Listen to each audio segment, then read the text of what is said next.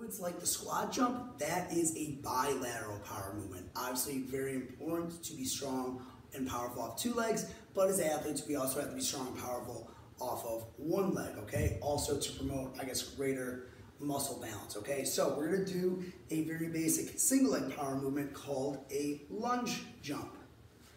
So we're gonna start off in that split stance position. Arms are going to be above our head. You're gonna come down, load your arms, load your legs, jump up, switch legs, and we're gonna try and stick it, okay? This is gonna be very demanding from a landing perspective. Requires a lot of strength. So we're gonna do that same thing, and we're gonna land on the original leg and reset. Really emphasizing stability in that landing, and as we get more comfortable, start to. Next exercise is something I call, I guess, like a Y handcuff, and it is basically combining the prone Y, those kind of scap exercises I've shown you in previous videos, with a kind of a pec shoulder stretch as well. Great for warming up, but it's also a great kind of strength mobility exercise for any sort of an overhead athlete. So we're going to start off on our bellies. Face you a little bit. In that Y position, you're going to start off by performing a prone Y, and then we're going to really slowly bring our arms out by our sides, kind of going to that T, and then here's the thing. We're going to turn our palms over and bring our hands towards our lower back.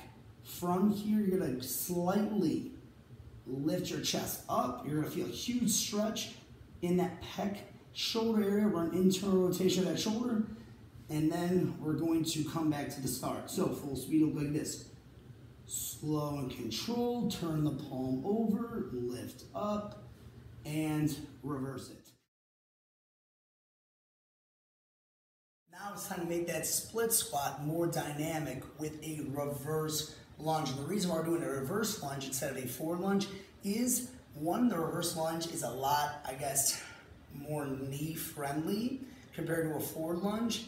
And also it's going to recruit and kind of build the glutes and the posterior chain more than a forward lunge. And those kind of muscles of our glutes and our hamstrings are going to be those powerhouse muscles we need to sprint fast, jump higher, and obviously throw harder. So we're gonna start off. Good athletic position. I'm going to take a nice step back, bending both knees. I'm going to drive back to the front. I'm going to show you from the side. You are going to step back, make sure it's a big enough step back to where we can recruit those glutes. Step back, push, drive back to the start. This is going to be brutal. I'd be lying to you if I said it wasn't. But very good for building core strength as well as a ton of hip strength, specifically through the muscles kind of called, or the muscle group called our abductors and our adductors of our hips, okay? Always stressing hip mobility as well as the ability to control that mobility or control that range of motion, so it's hip strength. So we're gonna assume a side plank position. From here, we're gonna lift our hips up, body in a straight line. We are going to lift our top leg up in the air, keeping it straight. So it's a straight leg raise, control. Okay, things to focus on here. We wanna make sure that bottom hip stays elevated. We don't want that hip sagging, okay? That stays elevated while we lift and we raise that front leg, okay? We're working a ton of good things. Like I said, it's core strength, hip mobility, also hip stability or hip strength.